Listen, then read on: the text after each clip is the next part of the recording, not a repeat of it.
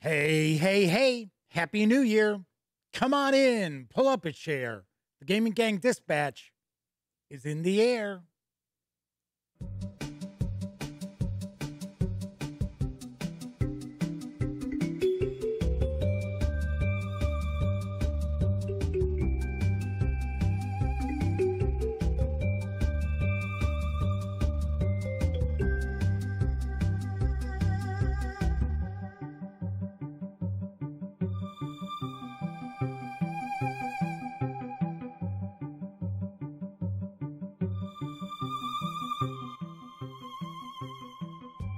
Howdy, howdy, howdy, gang.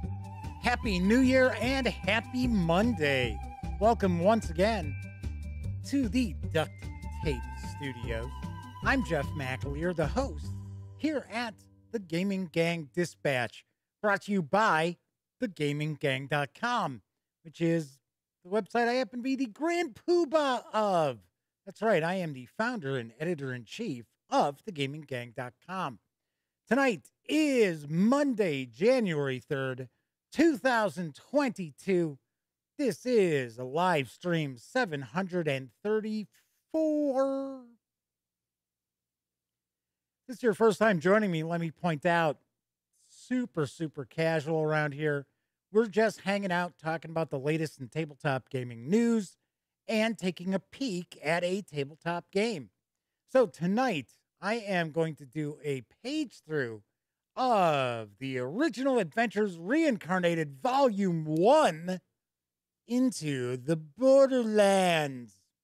That's right, it is part of our old school for the New Year's celebration here at the Gaming Gang. I'll talk about that a little bit more in just a few moments. But I do also want to mention that if you like this video, by all means, please give it a quick thumbs up. Subscribe to the Gaming Gang channel if you haven't already. And if you do subscribe, ding that bell.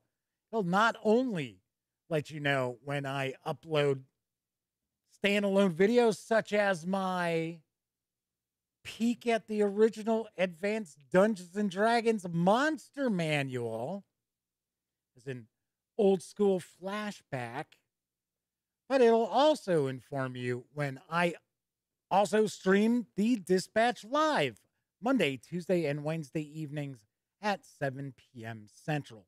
Of course, when you're not watching videos on the Gaming Gang channel, be sure to visit thegaminggang.com for all latest in gaming news, reviews, and a whole lot more. You know the drill. Get your geek on at thegaminggang.com. And lastly, this is a live stream, so that means there is chat available. It's not on screen. It's one of the ways I keep some of the more unusual commenters at bay, but I do my best to pay attention to chat. So if you want to say howdy, or maybe you've got a question, a comment, by all means, chime in, and I will do my best to respond. First out the gate tonight was the Motor City Madman. Yes, the Madman, one of our chat moderators, is first saying howdy. Clint Gibson is here. Mr. Eddie T, Sarah D is with us as well. So we are off and running with chat.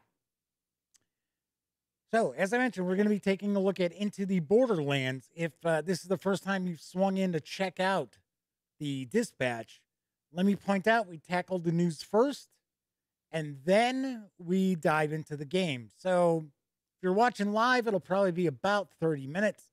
If you are watching 30 minutes or more after this stream ends, there are actually going to be time codes. You can just click on those stamps, and it'll take you right to the page through if you aren't really interested in the news. Although I got some pretty cool tabletop gaming news tonight. Flaming Huron is with us in chat. There is our other chat moderator with us as well. So before I jump into the show, I do have to share some bad news. And this got my new year off to a really shitty start. So if you follow the Gaming Gang, if you watch this show, you know there are two cats here at the homestead. There's my dad's cat, Pinky, and there's my cat, Smokey. And especially before I got the new mic. Well, I guess it's not a new mic now. I've had it a couple of years, but you would still every once in a while you'd hear when Pinky comes down into the Duct Tape Studios, and she'd be like, "Wow, wow, wow," and of course, it was kind of funny because even people in chat would say, "Oh, Pinky's there. Here comes Pinky." Well, unfortunately, yesterday we had to put Pinky to sleep. Pinky had a respiratory ailment that she had had for quite some time. And every few months, my dad would take her into the vet and get a shot, and that would help clear things up for a while. And because she was real wheezy, but and then sometimes she actually like wasn't like really sneezing; it was more like coughing. And I think people would hear it on the stream as well sometimes, where it's like whack, whack, whack. She didn't do it all the time; she just do it once in a while. So last Wednesday, my dad took her in for another shot, and the next day she was just in bad shape, and it was like downhill fast. So she was having a hard time walking. She was kind of falling over. She wouldn't eat. She wouldn't drink anything. She got very, very lethargic. So finally, yesterday, it was, well, I mean, it was New Year's Eve that she was really bad. And I was very surprised that she made it into New Year's Day. And yeah, so, yep. Part that is really, sad is that the cat was actually kind of a living connection to my stepmom who passed away years ago. Because Pinky was like 20 years old. I was like, which Smokey's like 12 years old. So now, of course, I'm like, because I know I'm going to completely break down when something happens to Smokey, but which happens to us all, right? We're living things. We're going to have to shuffle off this mortal coil at some point. But yeah, just a shitty way to start the new year. And a couple things. One, I had to kind of chuckle because when I first came here, kind of keep an eye on my dad. Now it's been like 5 years, something like that. I don't know exactly how long it's been. There were the two cats that were originally my stepmoms. There was P and there was Pinky. And about a year and a half ago, P passed on. And Pinky really didn't have anything to do with me. I'd go to pet her, and she wasn't like the most affectionate cat around. And she'd just become like, And then one time, about a year and a half, maybe almost 2 years ago, I was making chicken breast, and I cut up some chicken breast for her and put it down, and she ate it. And then she was my pal. But ever since then, it was like she would come search me out, get petted. I was like, okay, all it took was a little bit of chicken. Okay, she's my little buddy, my little friend. And then, of course, my dad upset about this yesterday. He's better today, but so he's sitting there in his recliner. He's going to watch TV, and Smokey comes along, just boink, hops right up in his lap, and just just sits in his lap. Because Smokey's a good cat. She's a very loving cat. She's like the anti-Pinky. So anyway, yes, everybody's saying, sorry to hear about that. I know it's just, it's one of these things. I mean, it's life and death. I mean, no way to get around it. But, I'm not going to carry on about this too much. But I've been told by a couple of people, oh well, yeah, that's a thing with pets. the day comes where you got to make that kind of decision. And it's sort of like, yeah, but think of all the joy that those animals give you beyond that one miserable day.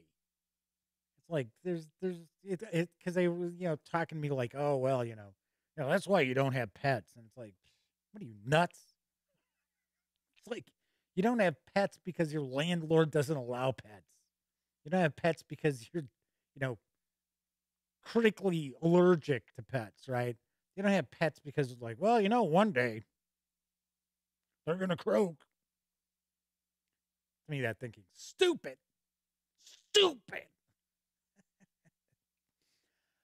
So, anyway, I have kicked off the Old School for the New Year's celebration.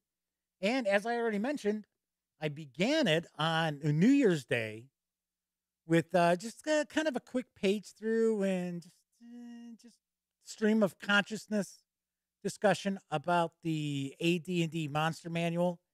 And I will be uploading a video every Saturday featuring the core books for Advanced Dungeons and Dragons, because I have all of the core books, and this book's actually in fairly decent shape. They're all in fairly decent shape. And it's not some deep dive. It's just kind of, paging through, share some memories of the game itself. So it'll be coming up next is the Player's Handbook, because that was the second book to come out. Then we'll look at the Dungeon Master's Guide. We'll also look at Deities and Demigods, and probably Fiend Folio. Might as well, even though I know January will be over, it's not technically going to be, old school for the new year, but figure might as well do that. You may have also missed my first look video at, oh my gosh, this book is so heavy, Haunted West from Darker Hue Studios. It's written by Chris Spivey and his team. This hardcover clocks in at about 800 pages. I think it's a little more than 800 pages. So definitely check this out. Unless you're a neo-Nazi, then you probably won't enjoy the discussion. The comments on that video are just, say it time and time again, I am not a gatekeeper to this hobby, which means I am not here to police people's political beliefs.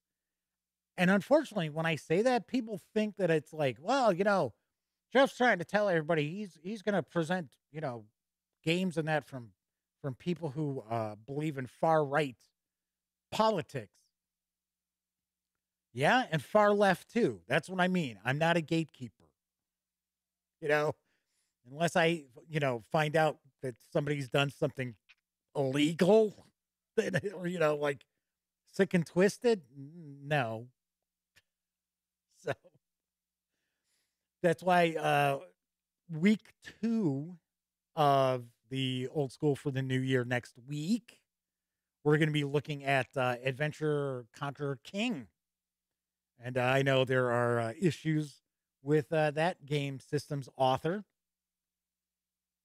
So Flaming Heron says, yeah, some people are not happy with Haunted West. Some people are idiots. Some people read into things without reading something. It's like one of the comments, well, I'm not trying to knock these people commenting because they are followers of the channel. At least one of them is. And they've commented before. They've popped into chat. And, but it's also, you know what?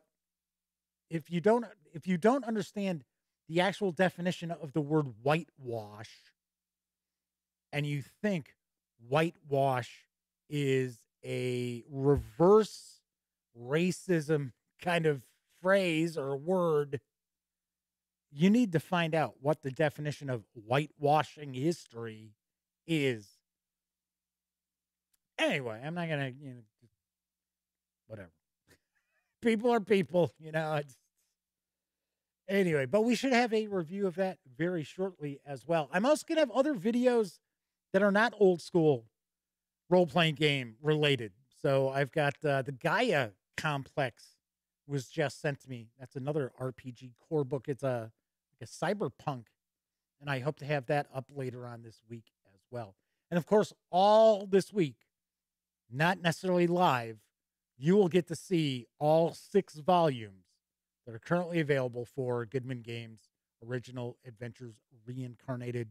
Once again, we're going to take a look at Into the Borderlands in just a little bit. But first, we are going to jump on into the news because I've been talking for about 15 minutes.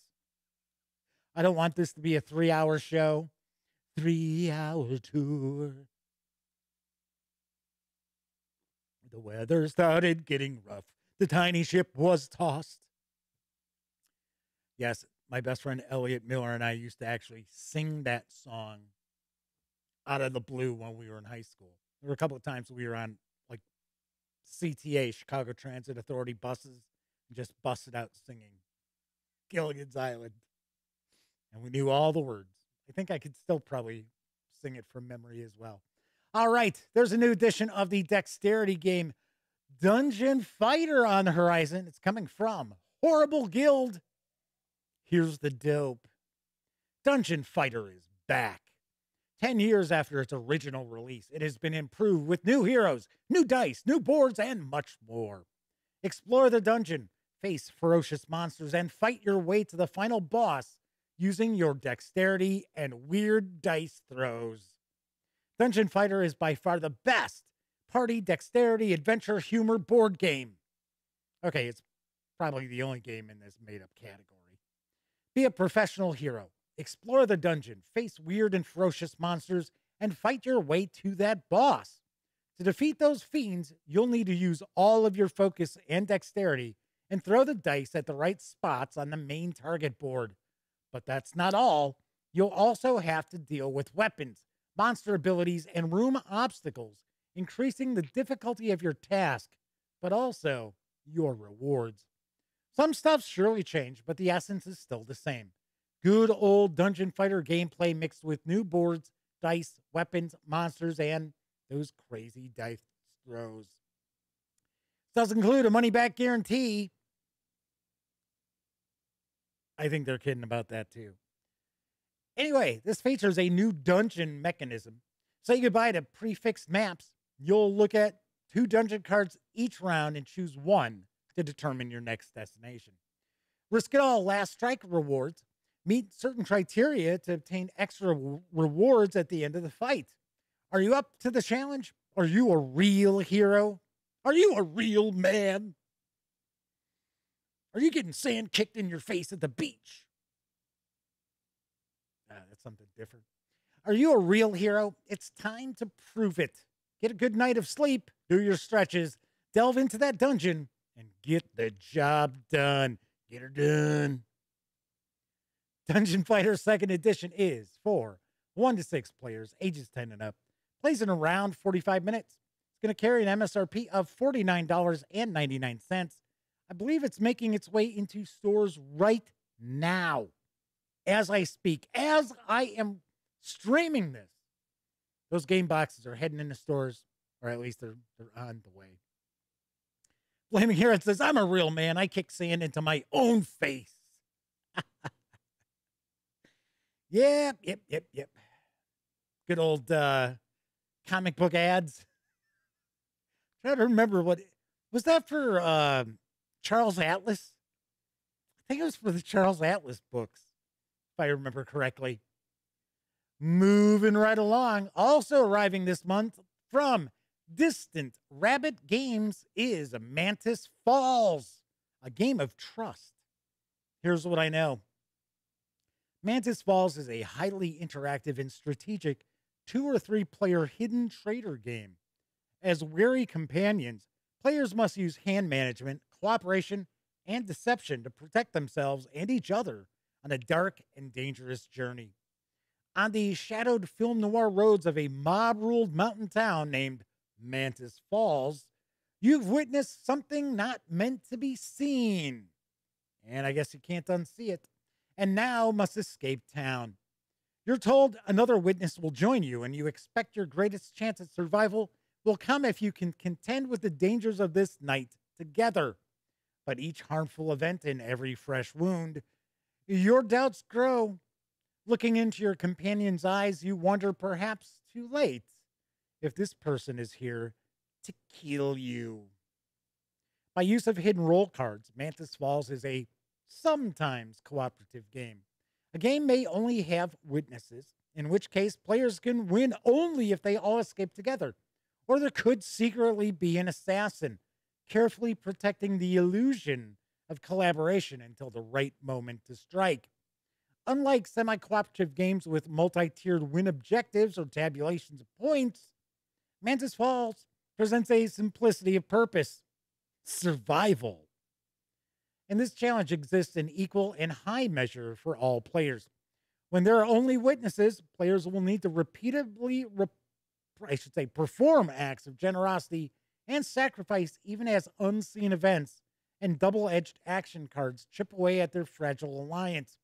Players tasked with the role of assassin can survive only with cunning and deception, forever cautious of the powerful but tenuous ability of witnesses to call in on a hit on those they no longer trust.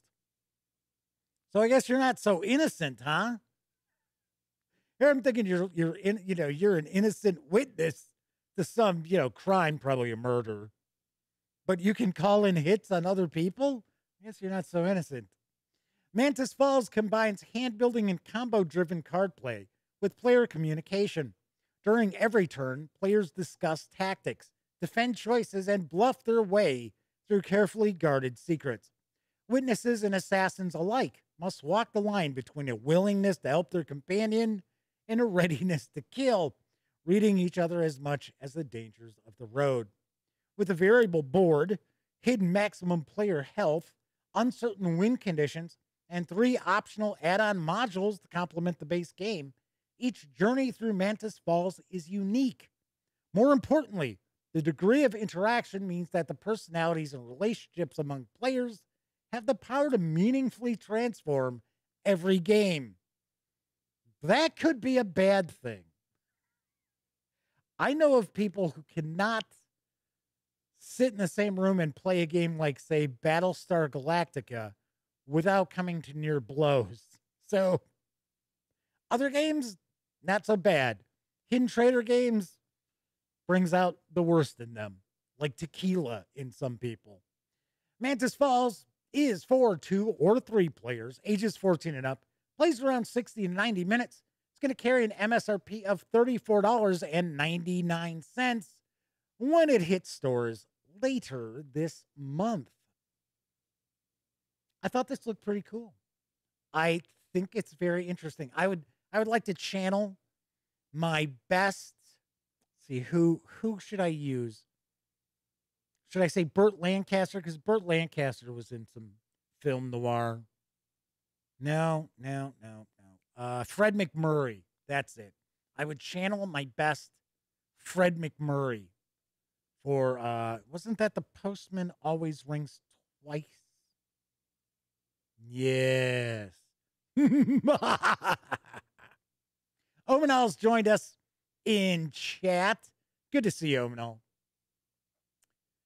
I should point out, on tomorrow's show, I'm going to share some of the oddball things I got for Christmas, including the Wizards of the Coast package that it's like, what? I mean, it's interesting. It's, they didn't have to send anything, but once again, they sent a huge box, but it's pretty bizarre. Russell Higgins is with us in chat. Good to see you, Russell. Moving right along, this spring's going to see a new print run of the fantastic Call of Cthulhu starter set. Here's the skinny from Chaosium Inc. A world of mystery, horror, and adventure in a box. All of a sudden, I just thought of that, that video from Saturday Night Live, in a box. I don't know why. This starter box contains everything you need to start playing Call of Cthulhu, the tabletop role-playing game of mystery and horror. Players take on the role of investigators of mysteries, uncovering dark secrets, encountering strange monsters, and thwarting sinister cults. Damn you, sinister cults! Together, you and your friends create and develop a story in which each of your characters plays a leading role, which could be foiling some dastardly plot or stopping horrors from beyond space and time. Role-playing gaming is a social pastime. Everyone works together in a team, each playing an investigator character. One player runs the game, the keeper of arcane lore, who referees the game and presents the adventure plots to the other players. Think of it a bit like acting in a drama, but where there isn't a script. Dice and the rules of the game determine the success or failure for your character's actions, all while you are propelled into dramatic and nerve-tingling situations. The emphasis is on having fun. I disagree. As a keeper for many decades, I believe the emphasis is on scaring the crap out of your players. It contains Book 1, Introduction and Alone Against the Flames, a solo introductory adventure teaching you the basics of Call of Cthulhu as you play through a mystery. Book 2, Call of Cthulhu Starter Rules, the essential rules, everything needed for starting play. And then Book 3 happens to feature The Adventures, 3 starter adventures for your players to explore, plus ready-to-play investigators, blank investigator sheets for creating your own investigators, because you can actually roll up new characters with this starter set, something that you normally do not encounter in starter sets of role-playing games. You get a set of 6 polyhedral dice, which obviously you're going to use for the game, and player handouts, which are props that the keeper uses to, kind of bring the story to life. So the box comes packed with 4 classic adventures, one of them being the solo. For over 10 hours of gameplay, there's Alone Against the Flames, pretty good. Paper Chase, one of my favorite introductory adventures for CFC. Edge of Darkness, which is fine, and Dead Man Stomp, which is written by Chris Spivey. It's actually, I want to say, I think that's the first thing I ever noticed from Chris Spivey that I ran across, which is an excellent adventure that takes place. Off the top of my head, I seem to remember it's in New Orleans.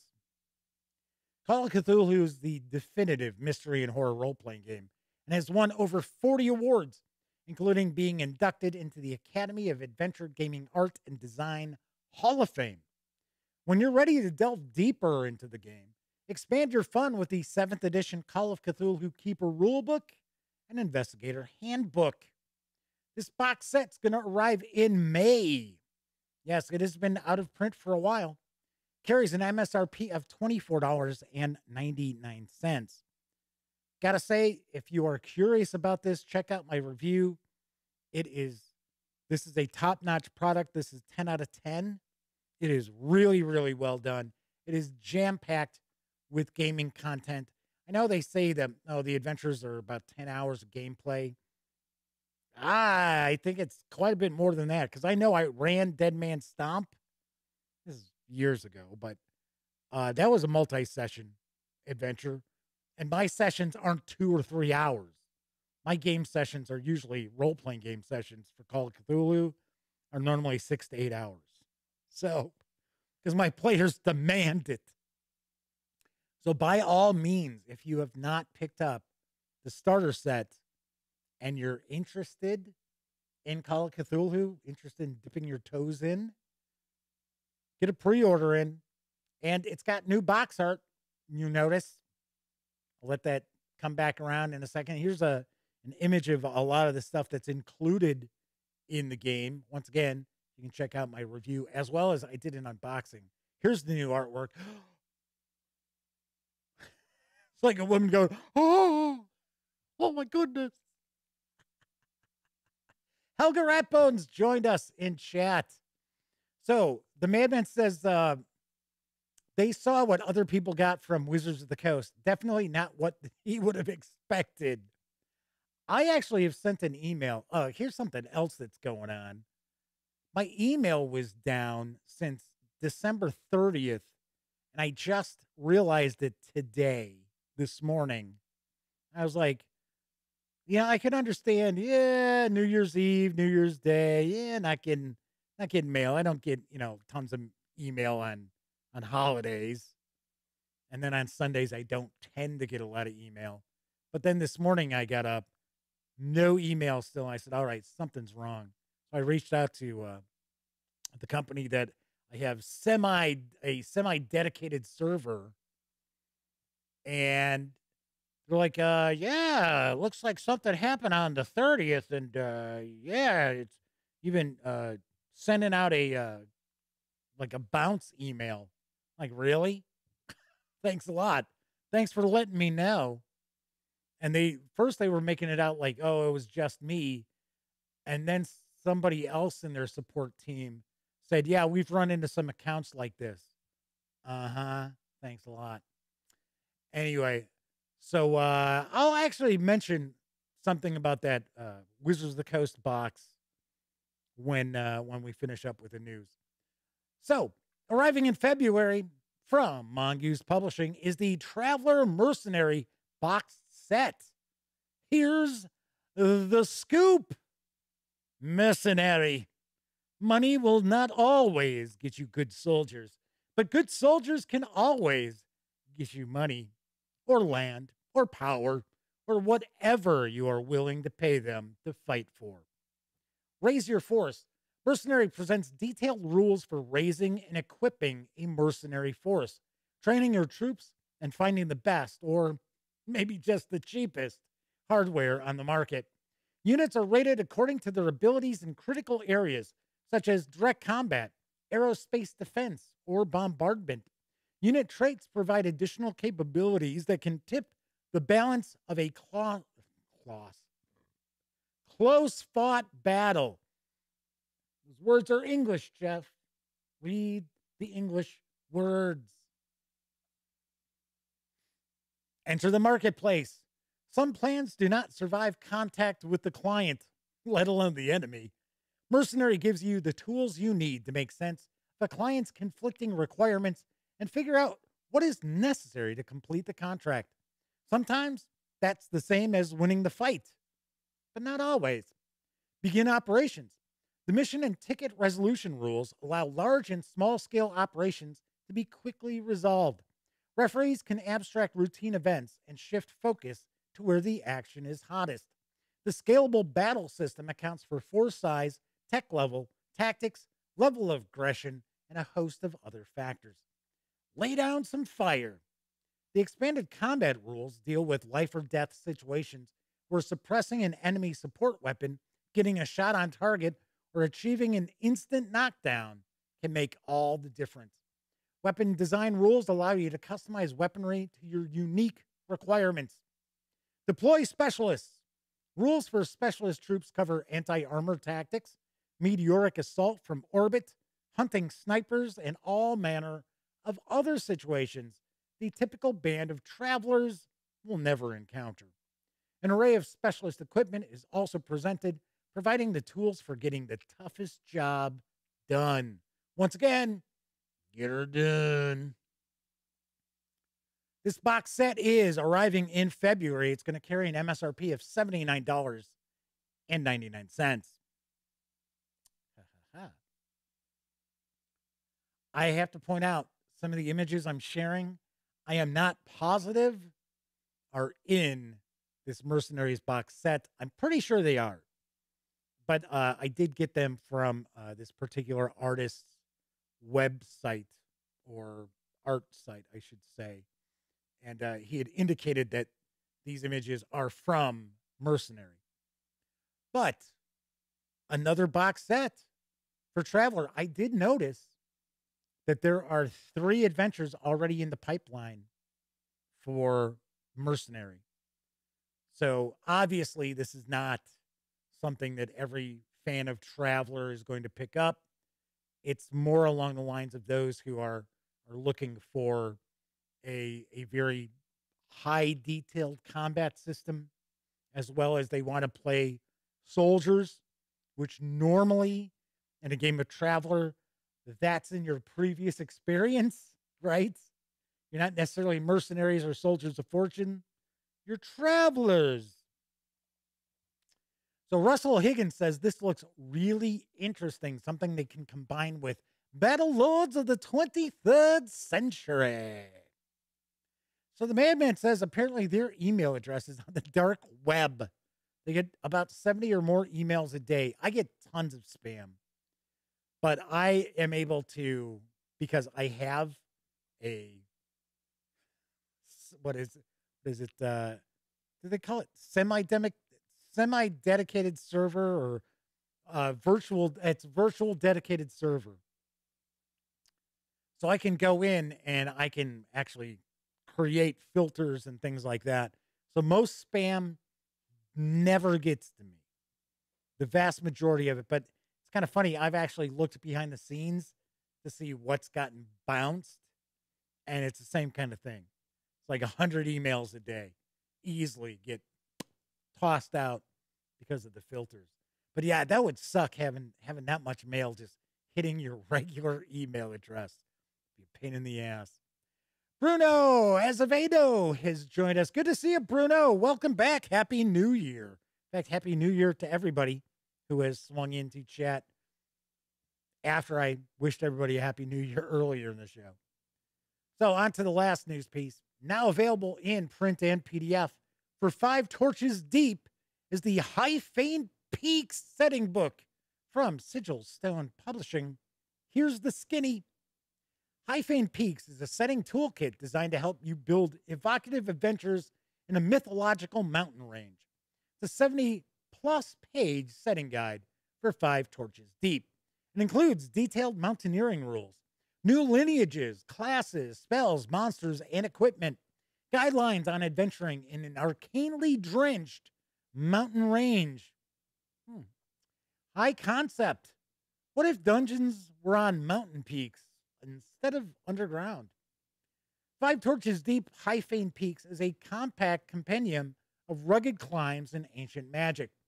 Here's a quick summary of some of its key elements. It's old school plus 5e. High-Fane Peaks is built for 5 Torches Deep, the best-selling OSR-minded 5e hack. As such, it works with just about any fantasy adventure game that uses a D20. While there are a few widgets that specifically cater to 5 Torches Deep, the majority of the book is a collection of tools and tables to help create adventures in a sorcerous mountain range. A setting of aberrant temples carved atop magically birthed mountains. Don't want to see that birth take place. Kind of scary. A long dead people known as the Shapers created the Apophonious range at the edge of the world. Some say that these peaks are where all life began. Others that it's a foul place haunted by the sins of careless mages. Dig into dozens of pages of spells, monsters, loot, adventure hooks, and people in our typical concise style, all designed to fit within an evocative setting. There's new rules for mountain-based adventures. New lineages, classes, equipment, and subsystems to make ascents feel like a hazardous trial of mountaineering rather than a quick montage of exposition. Play as the bizarre clayfolk constructs left behind by the Shapers. Tame an infamously agile rock goat to be your loyal steed, and try to avoid being conscripted into the ghost armies of the Aurora worms that rule the night skies. You can score the 73-page High-Fane Peaks over at Drive-Thru RPG. You can get it in softcover for $30 or in PDF for $12. Yes. So I have to point out that I did reach out to Sigil Stone Publishing to see if they wanted to take part in the Old School for the New Year celebration. And this is, a month and a half ago or something like that. And I thought it was kind of interesting. I got an email back and they said, well, you already reviewed 5 Torches Deep and you didn't like it. I was like, what? It's like, I've never reviewed it. I said, I've shared news pieces, I'm sure. And they sent me a link of an episode. And once again, I replied, I said, yeah, I did a news piece. And I said in the news piece, I got to be honest, I think this is kind of pricey for a PDF. That's all I said. So once again, 73 pages in softcover for $30. That's kind of pricey. Not telling people not to buy it. I'm sharing a news piece about it because it seems interesting. But I am also pointing out that it's kind of pricey. All right, that is it for the news. Of course, my last news piece, I was talking about Drive-Thru RPG. Of course, the gaming gang, thus the Dispatch, is affiliated with the One Bookshelf sites. So if you are going to visit, say, Drive-Thru RPG, please stop by thegaminggang.com first. Click on one of our banner ads. And that way, if you happen to make a purchase, I get a little portion of that sale. And all those nickels, dimes, and quotas really do add up and help keep the gaminggang.com around. Also, if you like what I do, if you like this video, if you like the channel, if you like thegaminggang.com, you can always buy me a cup of coffee or some soda by swinging on over to paypal.me/thegaminggang to make a donation. And quite a few people do both. Either use the links for Drive-Thru RPG, or they swing by paypal.me, including Will Barton, who is the most recent person to swing by paypal.me. Thank you very much. Always appreciate it, everybody. That, helping me out. So Flaming Heron says, sounds pricey. Not a review, just an opinion. Correct. Seems pricey. All I'm saying, for all I know, it could be jam-packed with fantastic gaming material, well worth $50. I don't know. I'm just saying, off the top of my head, a 73-page book for $30 seems pricey. Okie dokie. So, also want to mention that if you missed it, right before New Year's Day, I released a couple of videos, my favorite role-playing games of 2021, as well as my favorite board games of 2021, two separate videos. And if you follow the Dispatch, you know I've already discussed that I am now going to focus more on role-playing games than board games.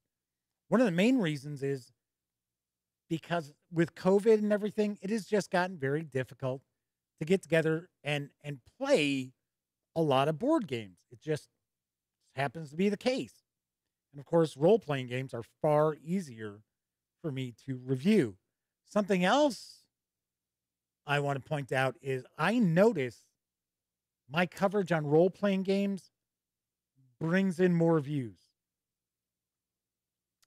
I don't know if it's board gamers or just like, you're not a cute girl doing your review in a minute, so I don't want to watch this. I don't know. But that's not to say I'm not going to cover board games. I'm not going to tackle board games. I'm just not going to go out of my way to get board games sent to me. Just how it's going to be. So I know some folks who watch the Dispatch are big board gamers. They're not really role-playing game fans. I'm still going to do news. Still going to, obviously enough, I did some board game news tonight.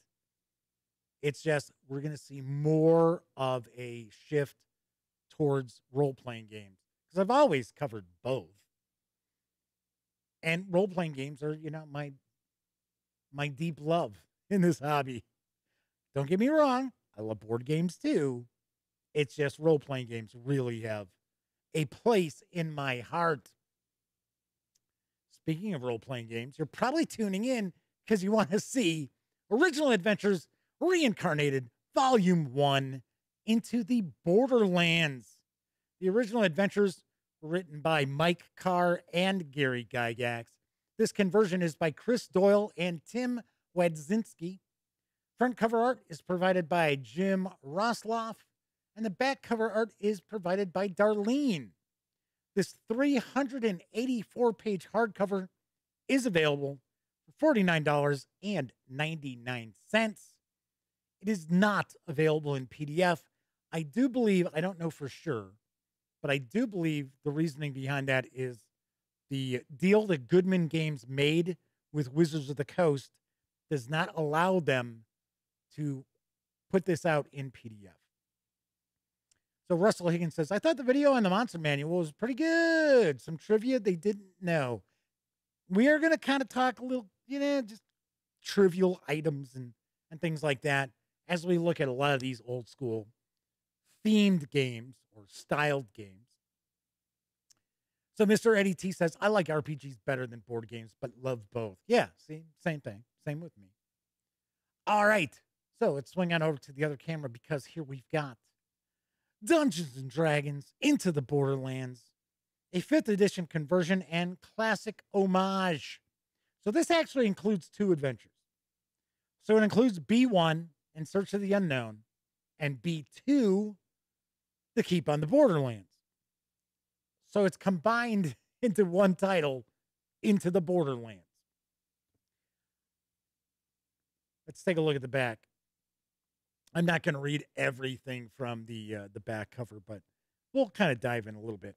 The Borderlands, an untamed wild region far flung from the comforts and protection of civilization.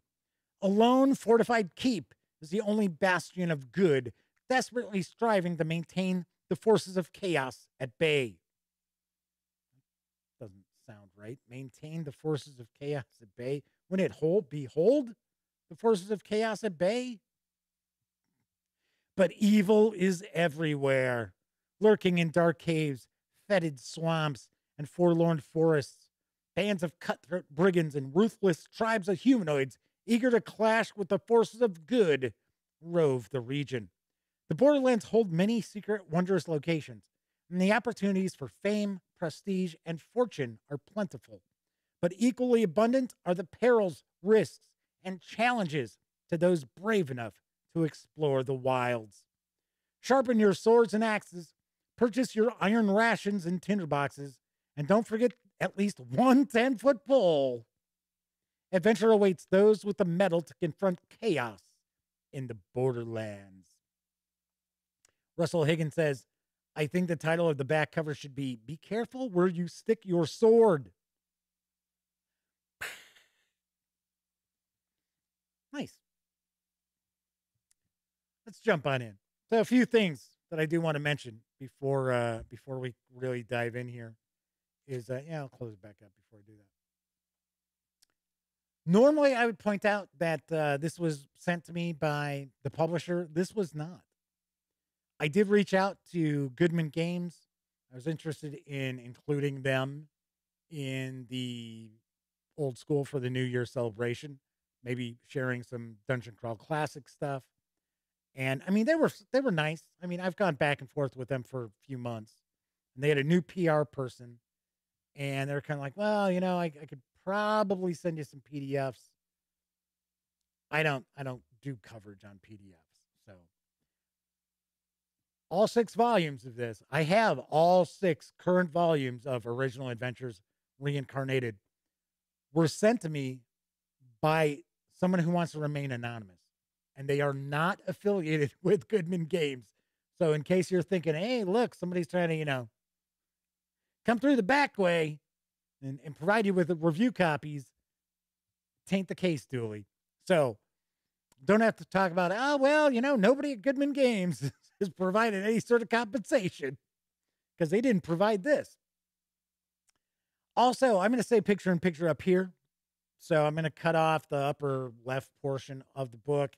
We are not going to look through the entire book. I'm going to skip pages here and there, kind of discuss what we're looking at. I have not peeked at this yet, but I do have a bit of an idea of how this is presented. And this is not a review. I know a lot of people see these videos and they're like, oh man, that was a great review. It's not a review. I haven't read it. I haven't checked it out. This is the first time I'm cracking this open. I have been eagerly awaiting diving into this book. All right. So jumping on in, one of the first things that always catches my eye in old like AD&D and D&D adventures is the map and the blue map. And some people don't realize the reason why this color was utilized. It's probably not the same exact color. Was you couldn't Xerox it. Copying machines could not pick up the blue. So it's like, aha, all right, okay. So Bruno says, not sure if they'd ever run these adventures, but damn, I'd like to have these books on my shelf. So we got into the Borderlands table of contents. Each book starts off with kind of a look back, some history about the adventure, or in this case, the adventures, because there's two of them.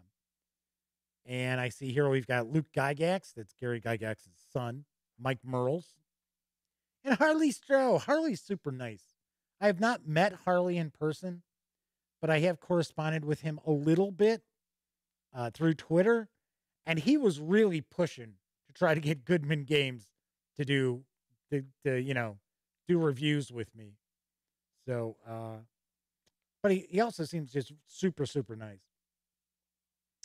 Brendan J. LaSalle. That name does not ring. I think he's a designer. Alex Kamer. Don't know who that is. Jim Wampler. Wasn't Jim Wampler one of the hosts of Spellburn? Isn't he also on, I don't even know if it's still around anymore. There's another podcast. It was about AD&D. And I think he was one of the hosts. I know he's not on Spellburn anymore. Aha. So Mike Merles, Mike Carr, and there's Joseph Goodman. Okay. Mike Carr did a lot of editing for TSR in the early days. He wrote B1 in Search of the Unknown. And it's kind of funny. I'm sure a lot of people know the reason why this adventure was replaced in the basic set after not very long. I think it was about a year, maybe even not that. But we'll get into it when we get into the adventures. So here's the original publication. So one of the things in each of these books is the original modules are presented as they were. So Russell Higgins says, Wampler is Mud Puppy, isn't he? I don't know who Mud Puppy is. I don't. Clint Gibson says, I love these books. I hope they make more. I would think they will. We're not going to look at it live on the show. I am going to shoot a video of it. Volume 6, The Temple of Elemental Evil, is 2 volumes. It's like over 800 pages.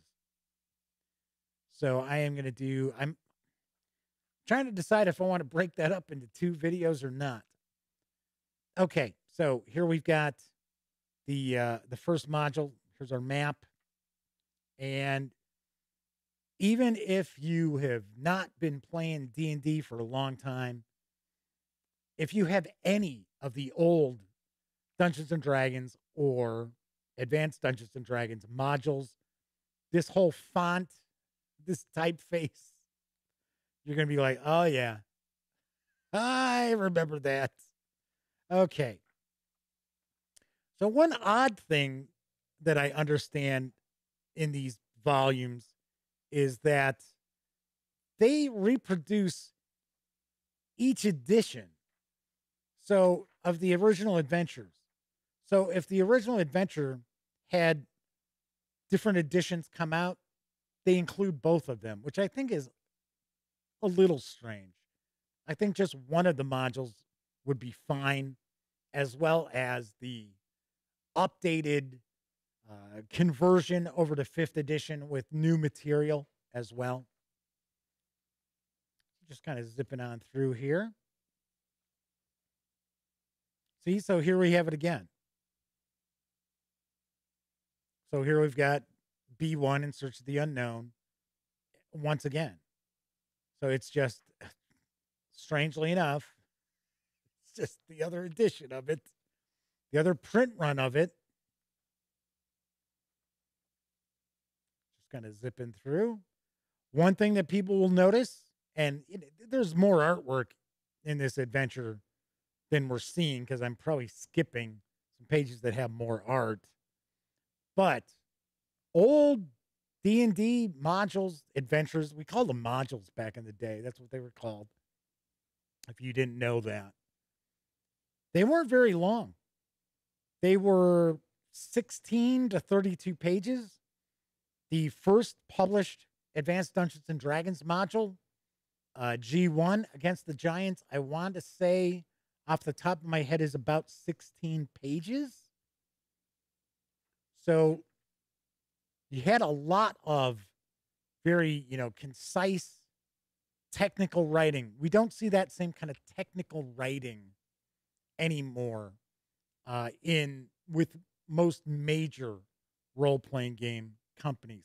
Goodman Games does kind of still stick to the kind of a classic presentation for their adventures. They don't go into a ton of backstory, and there isn't a bunch of information about like a room that the players are never going to need to know. 100 years ago, this is what happened in this bathroom. Okay. So we got a list of the different monsters, which of course you would have found in the basic rule book for the most part. If not, these are just very concise stat blocks. That's something that you might have noticed if you checked out my Advanced Dungeons and Dragons Monster Manual video on Saturday, is just how short the entries for the monsters were back in the day. And I like that. It's easier to utilize adventures at the table with that. Manal says, I imagine with Temple of Elemental Evil, it was part of a super series with slavers A1 through 4 for a second part, with the final part including G1 through 3, D1 and 2, and Q1 to finish the entire series. When did it finish up with D3? It's been a long time. So I have to point out, I never had this adventure. I never had Keep on the Borderlands either. So Russell says Goodman Games modules are not known for the brevity like the classic games. They are pretty short though. They don't go into page upon page for location entry. Now, I'll be the first to point out I have not seen a load of their Dungeon Crawl Classics adventures. I've only seen 3 of them. But they were relatively to the point. Not like some of the 5th edition stuff or Pathfinder stuff you see. So B1 was originally presented as a dungeon that you would stock yourself. And you would have a variety of keyed locations. So Russell says only in the funnels. Yeah, see, it's only funnels that I've read. Unless you're talking about like the earlier Goodman Games Dungeon Crawl Classics adventures that are actually for 5e and 4e. I think when they originally started, I think they were 4e. Anyway, so this was designed to teach fledgling dungeon masters how to stock a dungeon. So you had all these entries of what was in that room, and you could actually take the map. Where we got it? Right there. And fill in a vast majority of locations. Except there were some that were set in stone. Anyway, as I started to say, I didn't have B1 or B2 because I never had basic D&D. We played Advanced Dungeons and Dragons and at the time. Of course, you know, we're like freshmen in high school, sophomores in high school. It was about sophomore year that it was even freshman years. Summer of freshman year is when we started kind of moving away from D&D. It was when Call of Cthulhu came out, and that became my game to run. But I don't know about folks out there in watching live, or you know, if you'd like to comment in the comment section, if you catch the stream later. We had this sort of, you know, snobbery. I don't know why, it's stupid, but we had this snobbery about, oh yes, we play advanced Dungeons and Dragons. Oh, poo poo, basic. Oh, geez, we don't soil ourselves playing basic. Same damn game, effectively. It really kind of is. Not as rules heavy, you know, basic and like Blue Homes. They weren't anything like, you know, AD&D, you know, crunch wise, but very, very similar. There weren't a whole ton of differences there. So here we've got the original Keep on the Borderlands, which was written by Gary Gygax, which replaced B1. And the reason why it was replaced is because Mike Carr wrote B1, Into the Unknown. So TSR was including it in their box sets. And they had to pay Mike Carr for every basic set that got sold. So he was getting residuals on each box sold. So they decided, well, let's have Gary just write up an adventure that we don't have to pay out. So that's why you got Keep on the Borderlands. And the Keep on the Borderlands is a much more traditional adventure. Everything is statted. Everything is keyed in the maps. I will point out, and once again, I'm not super familiar with these adventures. I've read through them like each once, maybe 5 years ago, something like that. And I was like, oh yeah, you know, yeah, nostalgia. I mean, they're fine. It's kind of funny. If you take a look at the old school mindset, it's really, really built around that the player characters are squishy, right? They can easily get killed. It's not balanced.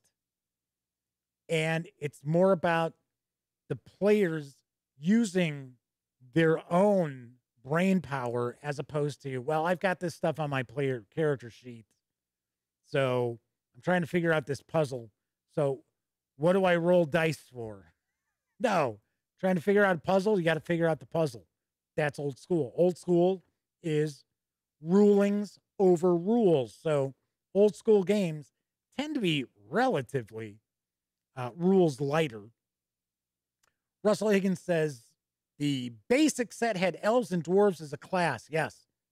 Halflings, elves, dwarves were all classes, and advanced had them class and race separate. Someone had mentioned that original Dungeons and Dragons had class and race separate as well.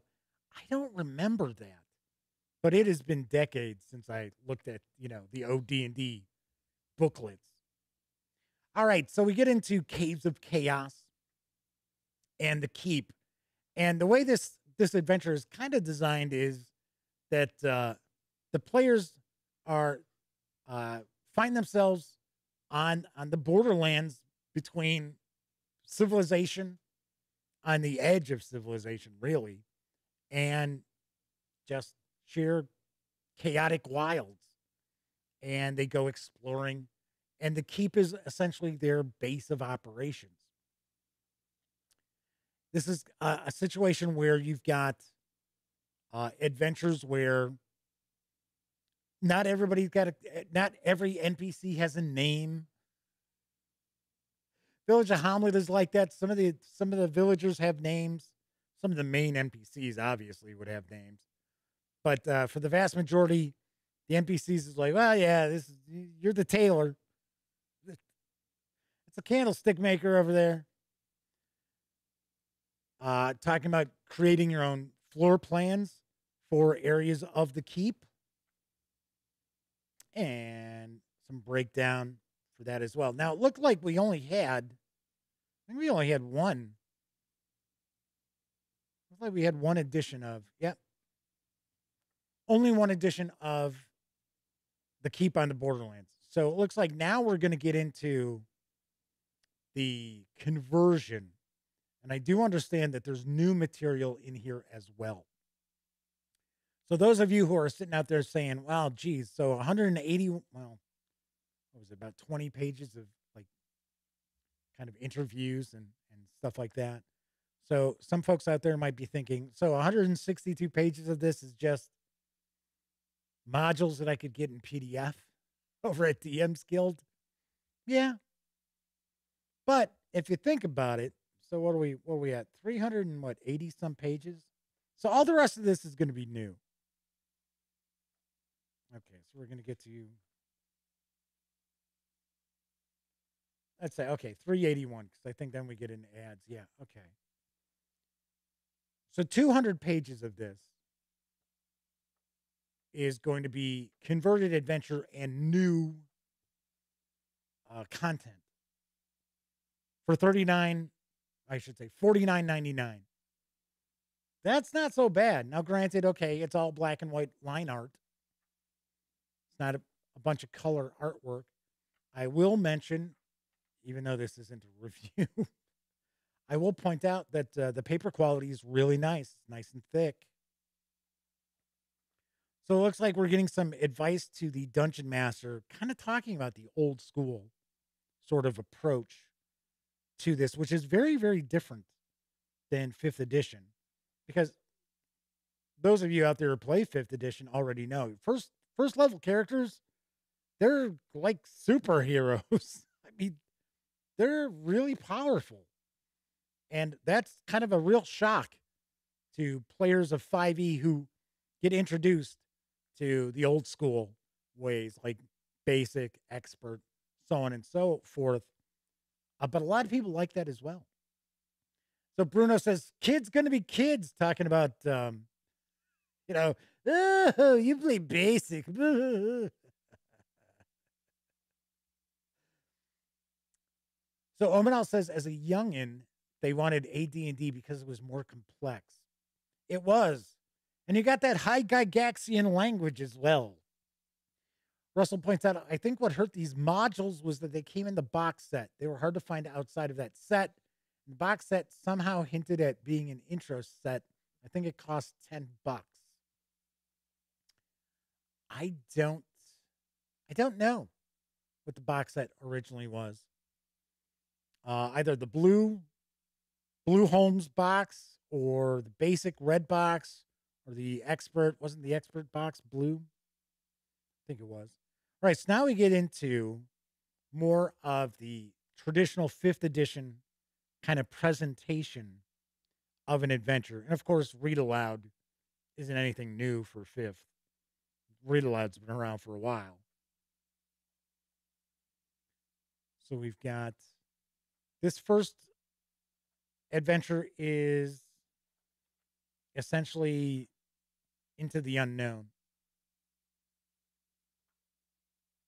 Yes, the Room of Pools. I remember the Room of Pools. This is a really good adventure to kind of teach players the old school approach as well. Because if I remember correctly, I don't think there's tons of monsters.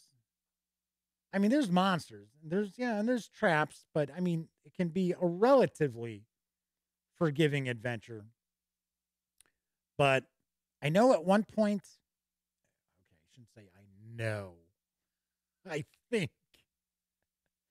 at one point, the player characters find, I think it's like the workroom of the wizard, because they're exploring this deserted, like, headquarters of this famous wizard and famous fighter who may have been evil.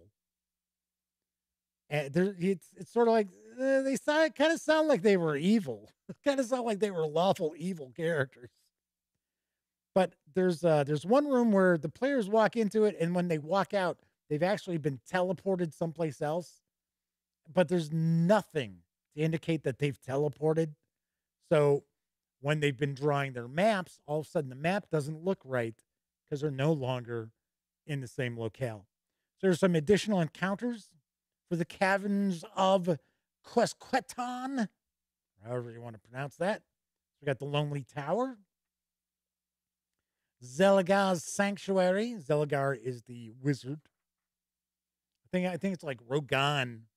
I think Rogaine is the fighter's name. Ah, there you go.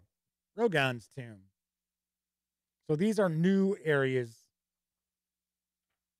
that have been added in. Then keying the dungeon. So also have it set where if you want, you can also key this randomly. Although I'm sure some of the areas are going to be set in stone. Russell Higgins says there are not any kobolds running around with great axes, which can doom a character with a critical hit. Omanal says, I always hated first 2 levels in D&D.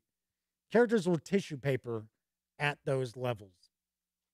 Yeah, but one of the things is that it was relatively easy to get from 1st to 3rd level in AD&D. So I mean, I'm not saying that you got to do that in a session, obviously not. In fact, it was always recommended never to allow characters to level up like in a dungeon. And I think it was frowned upon allowing characters to gain more than 1 level in a single sitting. And I got to be honest, once somebody hit about 3rd level, I can't imagine them gaining more levels that quickly. So here's some notes about the keep and the defenses of the keep. So now we're moving into the keep on the Borderlands.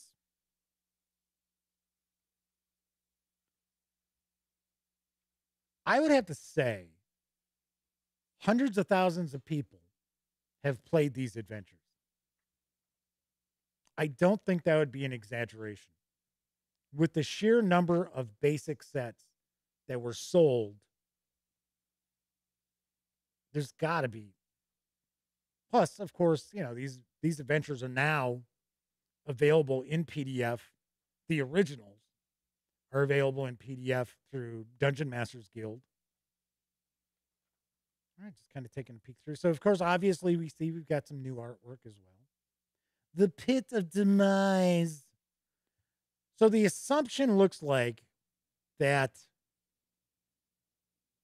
the Dungeon Master and the player characters are going to use both adventures as kind of a single campaign.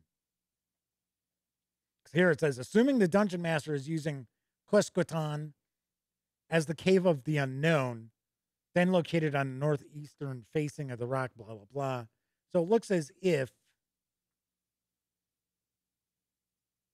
it's kind of assumed, because originally B1 and B2 had absolutely no connection whatsoever, at least not that I recall. So here's the Caves of Chaos. One of the knocks against B2 has always been that these caverns with all the monsters in that just really don't make a whole lot of sense. That they really don't have much of a dungeon ecology to them. It's just sort of like, oh, hey, look what's in this room. Oh, look what's in this area here.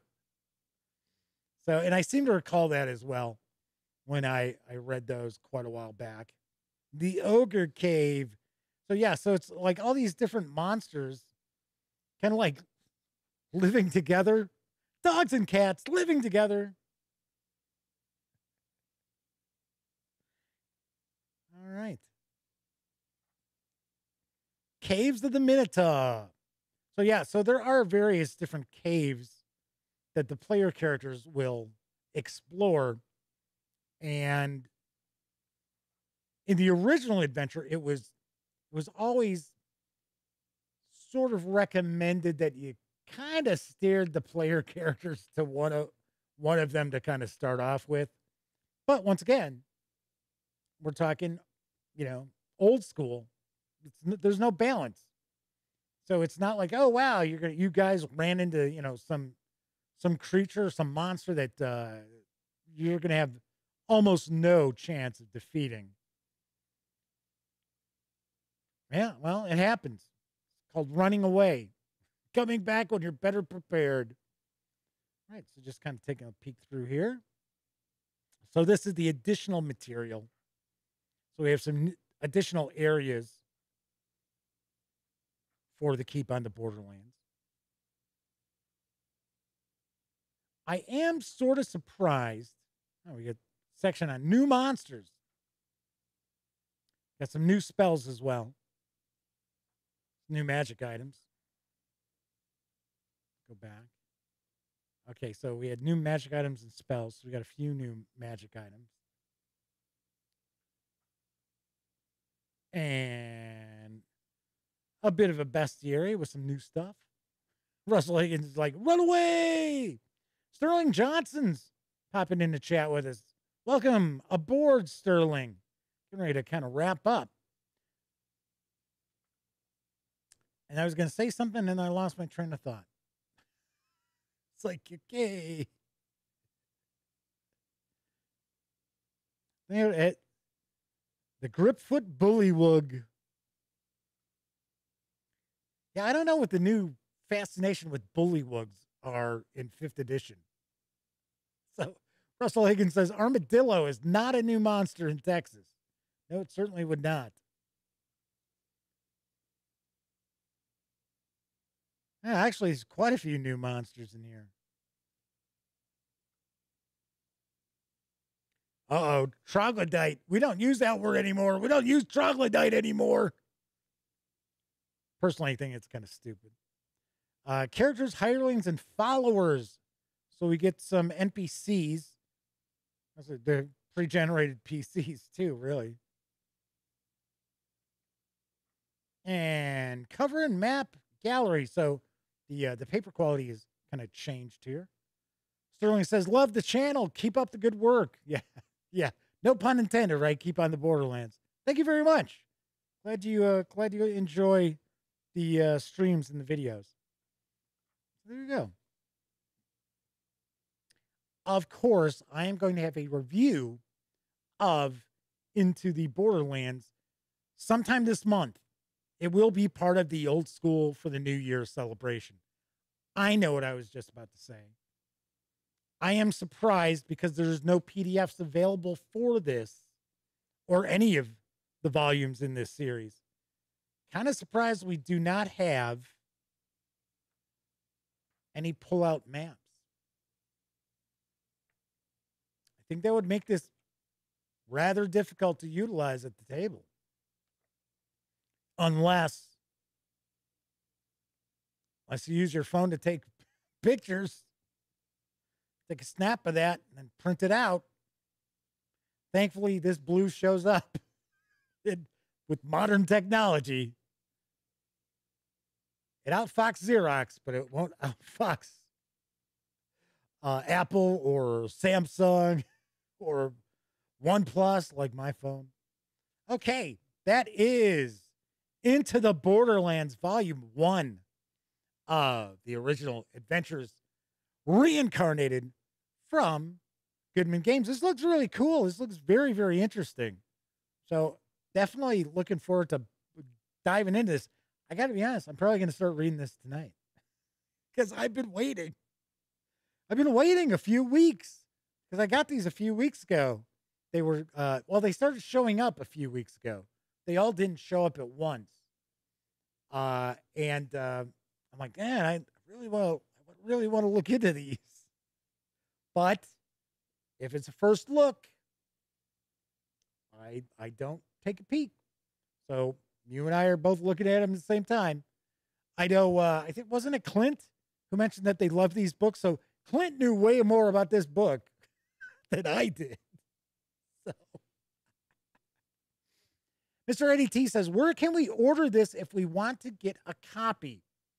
Okay, so of course you can go to Goodman-Games.com.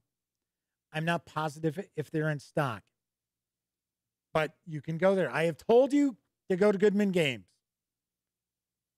I will also let you know that I have taken a peek. They are available on Amazon, and I think you save a little bit of money. But keep in mind that it's not coming from Goodman Games. So as an example, let's go back to the other camera real quick. I'm going to zoom in as far as I can get. So this came from Amazon. So our anonymous contributor or donator sent these through Amazon. And I've looked on Amazon and it's like different seller. It's not Goodman Games. And so like here, you notice this corner is kind of ragged. It's kind of a ding in the corner. So each of the books that I've received has some minor imperfection, which I don't think would be the case if it came from Goodman Games. So it's just my impression. I don't know for certain. I just think that might be the case. So, so Eddie T is like, yeah, I want to get a copy of this. And Sarah D is like, oh, well, I guess it's time to change the password on the old Amazon account. Thanks, Jeff. Hey, I aim to please. What can I tell you? I'm here to help. I'm a relationship counselor, right? I'm bringing people together so they can argue over purchases of role-playing game stuff. Tomorrow, we're going to be taking a look at the Isle of Dread. Another adventure I never owned because it was basic. But I have read it. This is not, I read through the basic adventures when they first came out in PDF. And I think they were like, this is like 5 years ago. But yeah, once again, I never had this adventure. I guess it was basic. We played AD&D and then Call of Cthulhu and everything else. But there's also, I'll show you tomorrow, there's a ding in the corner of the book. So I guess, you know, it wasn't, you know, I assume this happened in shipping. So if maybe a little ding or dent isn't that important to you, then I would say, you know, save like $10 and swing on over to Amazon if you'd like to order any of these. I think they're all around the same price until you get to volume 6, which is Temple of Elemental Evil, which is 2 volumes, clocks in at like 800 pages. And I do believe that I think the MSRP on those, or I should say not those, that is $99.99. During the holiday season, I saw it on Amazon for, I think it was $59.99. So very cool. So the madman says, when the light hits it just right, you can really see that corner on the book. Yes, that's how I had noticed it. I didn't notice it until I had it sitting a certain way. And then it was like, and there's like a little bit of ding where it's like the paper, the white paper underneath showing through. So Flaming Heron says, almost perfect copies. Yes.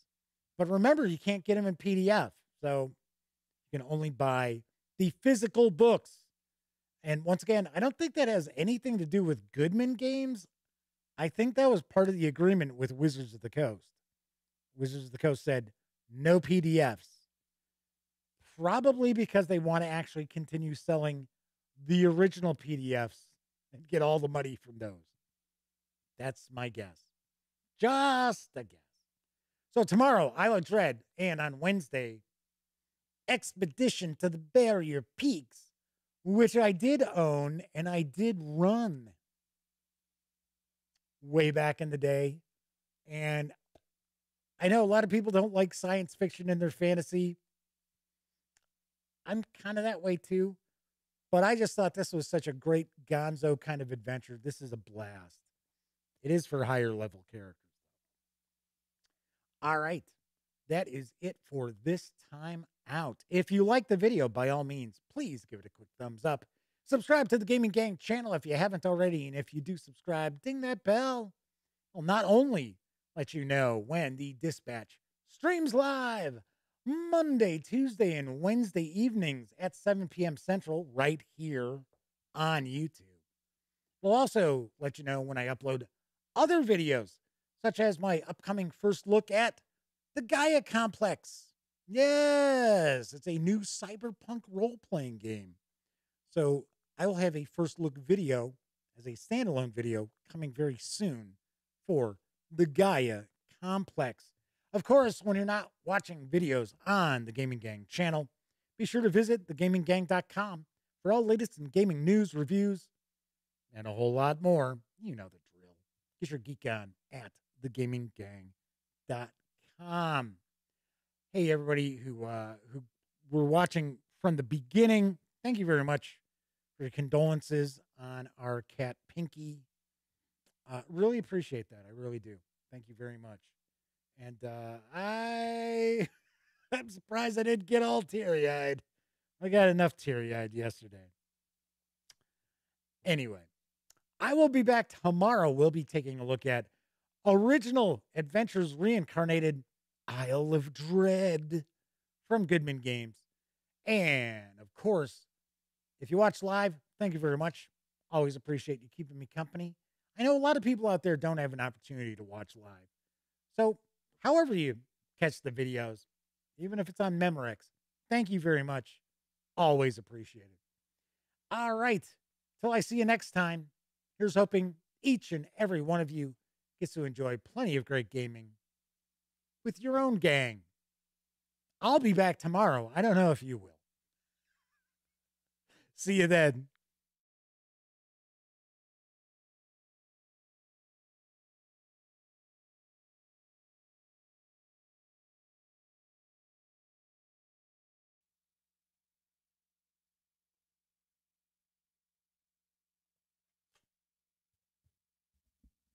Oh, hey, you're still here.